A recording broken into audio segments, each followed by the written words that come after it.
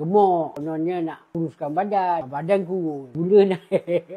Umur dah 48 tahun. Saya kencing manis. Kencing manis lebih kurang dalam 5 tahun. Puncanya saya ni dulu gemuk. Saya nak kurus. Pergi pasar tani. Saya amalkan ubat kampung. Kononnya nak kuruskan badan. Patutnya satu hari 2 kali. Satu pagi, malam sekali. Tapi saya amal benda tu macam buat air masak. Badan kurus. Gula naik. Dia bancur dengan air masak. Dia tu dia kata tak campur gula. Tapi minum memang manis. Pasal dia ada campur madu lebah. Memang berkesan kurus tu. Satu batu karang saya pun boleh hilang. Hilang semua penyakit yang lain. Datang kencing manis. Tak makan ubat. Kotkan kepala saya. Macam-macam saya makan apa semua. Hentam habis lah. Bantang tengok. Tu yang puncanya tu potong kaki. Alhamdulillah lah. Dia orang kata Allah tu izinkan saya dapatkan kaki palsu ni balik. Apa semua.